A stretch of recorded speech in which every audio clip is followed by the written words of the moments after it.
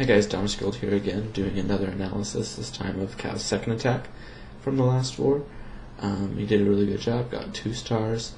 There are a few little things that maybe would have made it a 3-star, and that's what I wanted to point out.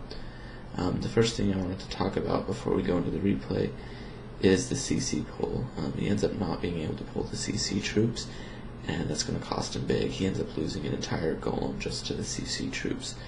It may have made the difference between the 2-star and the 3-star, and the reason that it happens is he does plan to pull the CC. He does bring troops to pull it, so good for that. He's going to bring hogs, and he's going to try to put them in right here to pull the CC. Unfortunately, they don't actually lure the CC. If you look at the range, you're going to notice that it goes just to the edge there. And I'm thinking that when he was scouting the base, he saw that it came right there, and he thought if he got a hog in there, it would pull it. It never does.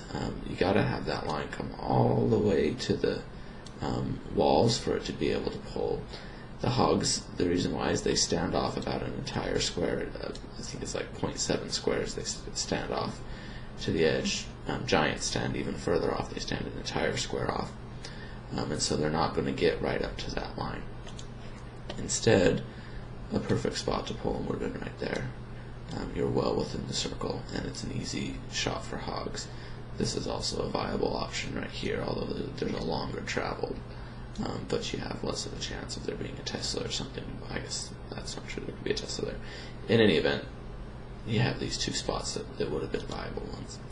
I'm going to go ahead and start the replay, because the other things I have to say we can do while we're watching the replay, but I needed to show you this one first so that you could see the range of the CC. So here's going to come the CC pull. Got his hog in. Unfortunately, no pull. So what are you going to do? He goes on with the rest of his attack. That's what you got to do. Now I want to pause this real quick and talk about his golem placement. This is beautiful. This is good golem placement. Watch where they all go. They're all going to separate compartments, and no defenses. All the defenses are locked onto the golems. There's no defenses that are idle. So it's a great golem placement. It's exactly how I would want to see it. But you notice here we have a problem. All of our wall breakers are spamming on their way in, and 3 bombs. So goodbye wall breakers. That's another reason why I'm not a fan of spamming wall breakers at all. Last time we saw the wall breakers go all ski-wampus and crazy because they got spammed. This is another problem with it. If there's a giant bomb or grouped small bombs, you lose all. I think he had 9 wall breakers, 10 maybe, I didn't check, but he loses all his wall breakers in one shot, and so now he's not going to be able to break open any of these other compartments. Here's what I was talking about earlier. The CC troops finally get pulled by this golem, and this golem's just going to get completely toasted by the king and all these CC troops. Now he ends up getting those CC troops killed with his witches and wizards here, but loses the golem in the process.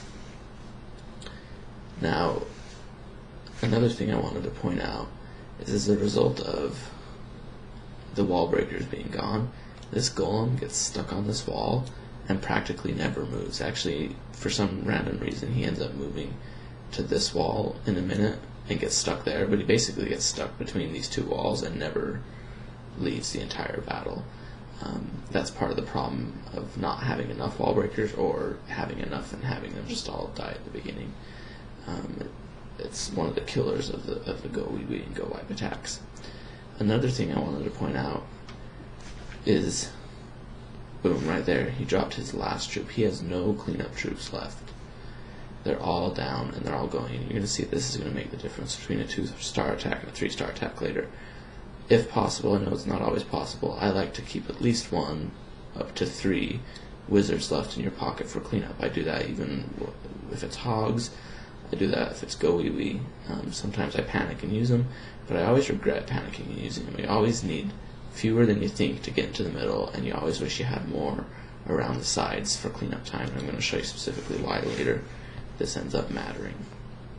So in the meantime, he's got a good attack coming. He's got his wizards and witches pounding their way in. These guys are working their way around. There's no threat on them. And royals are into the core. think how much faster they would have gotten into the core with some wall breakers. This guy is still just doing his stupid thing. What the hell is he doing? Nobody knows. He just wants to die. Oh, for some reason now he's broken off randomly and it's going to come and sit right here. Okay, you sit right there for the rest of the battle. Good job. Okay, but I want to pause this real quick. So, things are doing okay down here. These guys have got this in hand.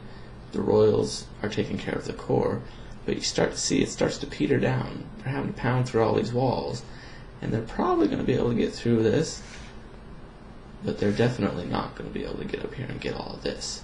However, these two defenses are both sitting here locked onto this golem. One wizard placed right here would come through and kill this, kill this, kill this, kill this, kill this, kill this, kill this. One wizard would clean up this entire section, and you're going to see at the end of the battle this is the only section that's left. So that's what I was talking about earlier when I said keep a wizard in your pocket. I like to even keep 3, but keep at least 1, because in a situation like this it would have got you the 3-star. Again, hindsight 2020. At the moment, you're panicking. The CC's pulled. This isn't going well. You think you need to drop all your troops to just get in there and get it done. It's totally understandable. I do it all the time, but I always regret it. I always think that I'm going to need that extra wizard that I dropped, and it seems to always would have done better elsewhere. See, I mean, these golems are still here. By now, the wizard would have worked his way down to here. Alright, we're going to go ahead and speed it up, because the rest is just clean up, and you're going to watch all these troops down here kind of work their way around, and they're almost going to get up there. I mean, he almost got the 3-star even with all this. But because the golem's dead now, these just aren't going to be able to make it. The skeletons are good, but they're going to outrun the witch, unfortunately, and she's going to get pounded. But when the king and the queen come, and it's almost enough to get it. Great attack. Good job. You almost had the 3-star. If you would have got the CC pull, I think the 3-star would have been there. If you would have had your wall breakers not die, I think the 3-star would have been there. Or if you would have had one wizard in your pocket, I think the 3-star would have been there. Really good strategy. Once all these little kinks get ironed out, you're going to be unstoppable, cow.